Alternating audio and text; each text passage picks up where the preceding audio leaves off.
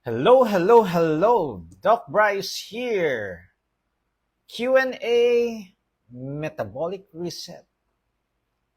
Sa lahat po ng mga gustong mag-lifestyle change, ang metabolic reset, no? It's not only the nutrition, yung mga kinakain natin, mga processed food, yung mga unhealthy foods.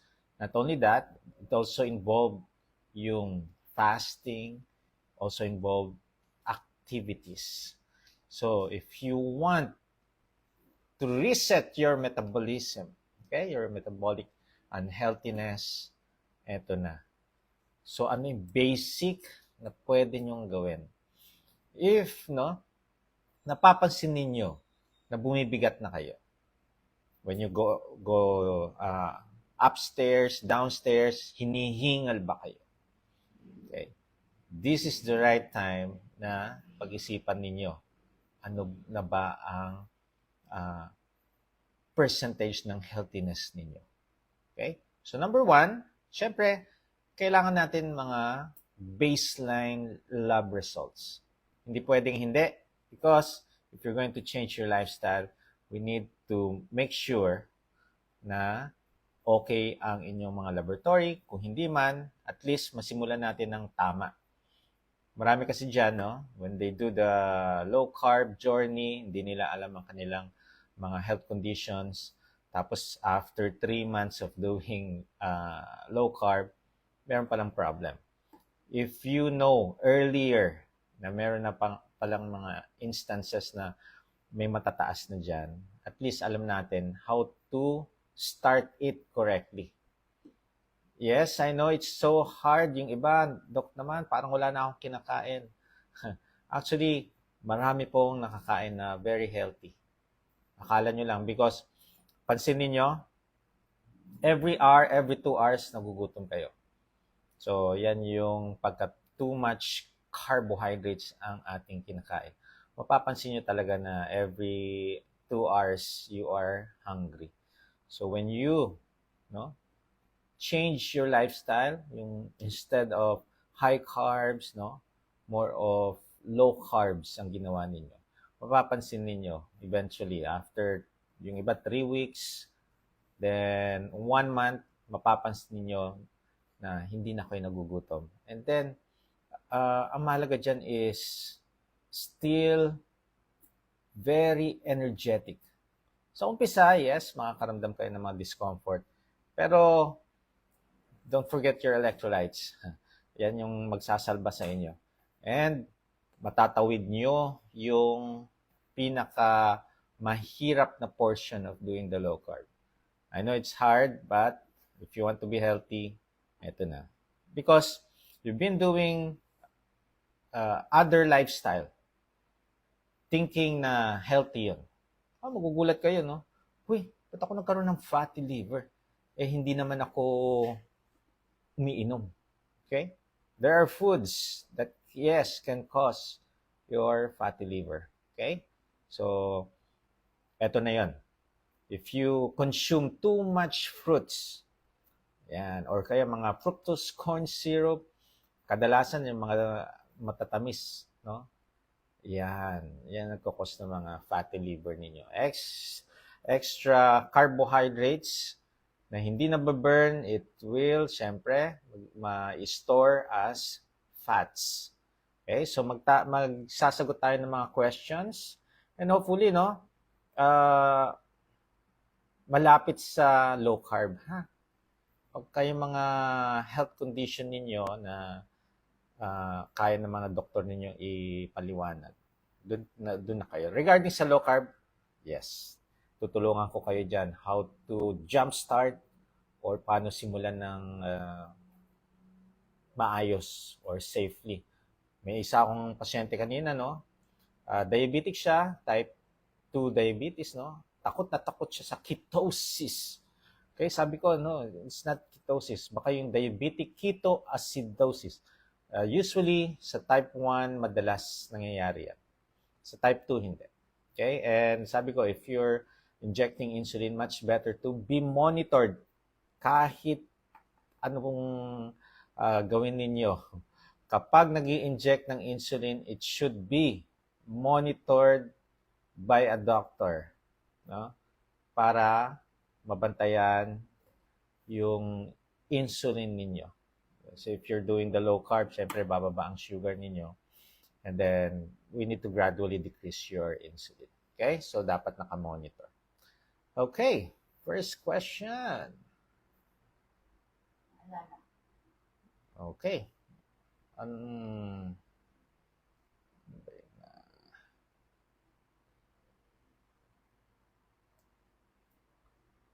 Okay. Pwede po ba mag-low carb ang buntis? Yes. Pwede naman po. Kadalasan mapansin nyo, mga preggy, no, mahilig sa junk foods. Gusto puro iced tea, gusto puro sweets, no? Ingat po kayo because if nagkaroon kayo ng gestational diabetes, naku po, kawawa ang baby, kawawa din kayo. Sakit kaya ng injection yan pagka nagpre-pre-eclampsia na kayo. Okay? So, pagka matataas na ang BP, naku. Okay? So, consult and ang ano ko lang sa mga preggy, yung fasting. Huwag kayo magpa-fasting. Okay? 12 hours lang. Good noon po, Doc. Mag-ask lang po sana ako proper low carb for healing RA. Okay. So, sa mga may autoimmune problem, no, do strict low carb. Tanggalin natin lahat ng mga sugar, processed food. O, eto ha, kung ayaw niyo naman na hindi natin tayo mapipilit. We only inspire. We don't impose.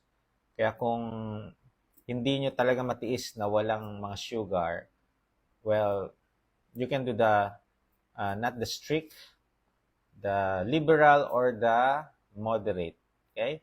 Pero kung talaga meron kayong mga health condition, I strongly advise you to do the strict low carb. Makakaya nyo yan. Akala nyo lang hindi kasi nasanay kayo na puro high sugar yan. Okay? Ayan. May IgA nephropathy ako, panay manas po ako at bloated yung upper part ng tiyan ko. Okay. Kadalasan, no, pagka kidney ang problem, alam nyo, there are two organs na nagkokos ng manas. So, one is the kidney, two is the heart. Kaya ipapaklear natin sa cardiologist ang inyong puso. Ang kidney naman, syempre sa nephrologist. So, if you have autoimmune, much better to eat, no? Mga real foods. Syempre sa iiwasan na natin yung mga ultra-processed foods na yan. Ang hirap sa ating generation ngayon, no? Ating generation, parang generation ko yun. So, yung mga generation ngayon, ang kanilang mga palaging pagkain are all ultra-processed. Kahit i-deny nyo yan, talagang ultra-processed ang inyong mga kinakain. Easy availability, no? Order lang kayo, tawag lang kayo, andyan na. Okay? So, iiwas po talaga kayo dyan. And we need to focus more on kung ano yung problem. Halimbawa, sa mga may kidney problem, ang tataas ng potassium nyo, syempre, iwas tayo sa mga food na rich in potassium. Okay? So, kung mataas ang phosphorus nyo yan, ang mamahal kaya ng mga gamot. Di ba? Alam mo, nakakaawa pag may mga kidney problem, no, may mga CKD. Pag iniisa-isa mo yung mga gamot, ang mamahal. Sabi ko, parang paano na yung mga hindi kaya makabili. Okay? Doon sa mga gustong mag-heal or mag-improve ang kanilang kidney, you need to give extra, no, effort. Mahirap siya, pero magbibigay kayo ng extra effort. May mga instances ako ng mga patient, no, na nag-i-improve ang kanilang kidney function.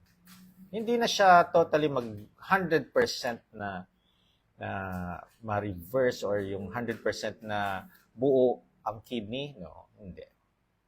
Pero pwede, kaya natin mag-improve. Why? Bakit ko sinasabi ito? It's because may mga patient po ako na nag-i-improve naman talaga. Okay? Ayan. Tsaka yung bloatedness. Okay. So, pag bloatedness, iwas tayo sa mga dairy products. lessen your vegetable or tanggalin because nagkokos talaga ng bloatedness, lalo na yung mga leafy vegetables. Okay? Then, chew your food properly. Okay? Wag magmamadali. Okay, bawal po ba yung kape for person with polycystic kidney disease? Okay, sa umpisa, no, pinapaiwas ko yan. It causes dehydration. So, ayaw natin ma-dehydrate ang patient. So, tuturuan natin how to address the dehydration part na yun. Okay? Ayan. Nagbabalik loob. Ay, congratulations. Okay lang yan. Madapa, babangon, magbabalik loob. Okay lang yan. Walang masama po. Kasi kung alam niyo na previously, no, nag-improve yung health ninyo, tapos naranasan niyo yung benefit niya, di ba? Ang sarap. Pero may time talaga madadapa. Okay? So, pwedeng magbalik loob. Okay? Alright. So, ano pa? Paano daw mag-start sa low carb? Okay? Number 1, tanggalin natin ang processed food. Eat home-cooked meal. Ba? Ngayon, sanayin na natin na ibalik natin yung sinaunang paraan ng kainan. Salo-salo sa bahay, no? Nagluluto talaga. Lutong bahay. Kung ano yung mga natural na mga ingredients, yun ang gamitin ninyo. Napakasarap kaya. Sa umpisa, sasabihin niyo, walang kalasa-lasa. Pero marami na ako mga pasyente, yan ang kanilang reklamo nung umpisa. Pero nung after a month, sabi nila, ang sarap pala ng asin, mga herbs, spices na ingredients para sa mga ulam na kinakain.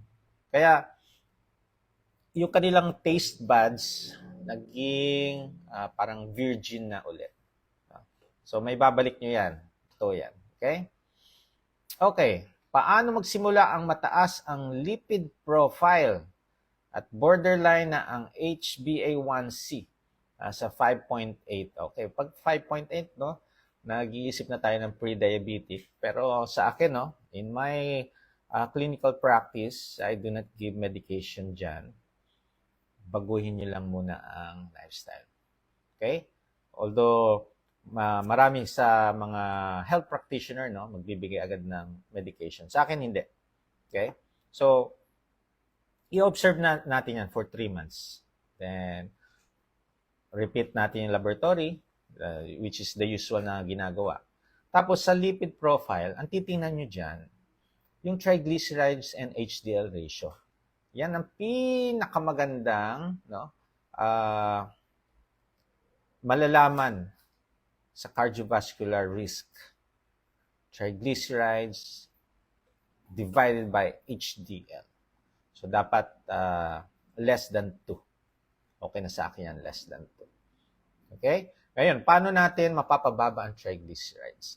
Anong triglycerides is mga excess or extra carbohydrates yan. Okay? Na hindi na burn. Ayan na yan. Tapos yung LDL, paano natin pabababain yan? Yung HDL, patataasin natin. Siyempre, when you gusto nyong pataasin ng HDL, we need to eat, no, mga healthy fats. Avocado, no, olive oil, salmon can also increase your HDL. And of course, meron pa. Sa mga very active dyan, very good kayo because exercise, activity, lifting, or cardio can increase your HDL, lowers your LDL, decrease your triglycerides. Kaya, itong mga lipid profile, you can change that by doing lifestyle changes. Instead of taking medication. Marami dyan, no? Ayaw talaga uminom ng gamot. So, tingnan natin. Marami naman nag-i-improve ang kanilang lipid profile. So, do not worry about that. Okay? Alam niyo, mas takot pa ako sa mataas na sugar. Why? ang daming complication ng mataas na sugar. So you never know na bigla stroke ka, heart attack. Isang complication of diabetic, uncontrolled sugar, is stroke. Kahit normal pa ang BP ninyo, may stroke kayo if hindi nyo makontrol ang sugar. Okay? Heart attack, pwede rin. Okay? Kaya nga, pagka mataas na triglycerides nyo, ang taas pa ng sugar ninyo, naku po, ang baba pa ng HDL nyo, naku po, ang daming naku po. Okay? You need to address that immediately. Okay? Maraming mga patient or mga cases ako na when they change what they eat, nagbababaan ng sugar. Kaya nga, minsan iniisip ko, pwedeng misdiagnose ba ito na diabetic? Pwede. Kasi, decades of taking medication, 11 years, more than a decade na, no? 11 years taking medication when nung napanood lang niya daw ako, no? Nagpa-consult sa akin kanina. Napapanood niya ako, ginawa niya nagbawas siya, no? Nagtanggal ng mga high carbs. Nagtataka siya, yung hindi mapababa na A1C, HbA1c, gulat siya, 5.7. 5.6, okay na yun. Normal na. Tapos, ang sugar niya, nagno-normal. Kaya talaga, na ang lifestyle change, talagang mababago yung mga result ng natin. Okay? So, ayusin natin ang lifestyle. Eat real foods. Tanggalin ang mga high carbs, processed food. Yung medication nyo, for sugar or any medication, no, na iniinom nyo, maintenance. Magulat kayo, in 3 months, 2 months, 3 months time, gone. Sarap ng feeling, no? Yung 10 mga maintenance, matatanggal. Well, unti-unti. Kasi hindi naman agad-agaran yan, ha? So, when you do some lifestyle changes, huwag kayong maiinip. Hindi yan minamadali. Okay? It will take 3 months, 6 months, at least, unti-unti, nababawasan kayo ng mga gastusin. Sa panahon ngayon, mag-ipon. Kung lahat ng iniipon ninyo, sa gamot lang na gagastos, di ba? Pakahirap ng buhay. Okay, tofu, pwede ba? And sa home-cooked meals na may sabaw, pwede ba mahigop? Ay, oo naman, mahigop. Tofu is nasa kosher food list. Yes, so hindi siya everyday, pero pwede naman 2 or 3 times a week if you have no other health conditions. Okay? Ayan. Okay. Paano mag-weight gain? Pag stress po kasi nakakawala ng appetite. Baka kakaiba po kayo, ha? Ang dami dyan mga nanonood. Taas ang kamay. Pagka na-stress, yung tinatawag ng stress eating, tumataba. Pero kayo, ang galing ninyo. Pumapayat, gumagaan. So, paano mag-weight gain? All those who are underweight na, ha? So, tingnan nyo muna kung underweight kayo. Marami kasi mga naglo-low carb, akala nila underweight na sila. Pero, nasa normal weight. Kaya magpalit na kayo ng damit, baka 2XL pa yung mga damit niyo. So, those who are underweight, pacheck nyo muna. You need to eat 3 times a day. Fasting should be 12 hours only. 12 hours. So, paano yun? 7 p.m. ang dinner. So, you need to eat 7 a.m. in the morning. So, that's 12 hours fasting. And then, lift. 3 times a week. Kailangan mag-rest din ang mga muscle ninyo. Magbuhat kayo. Okay? Tapos, pwede kayo mag-add ng mga healthy fats. Ano to? Mga virgin coconut oil, 1 tablespoon twice a day, or olive oil. Pwede yan. Then, let us observe.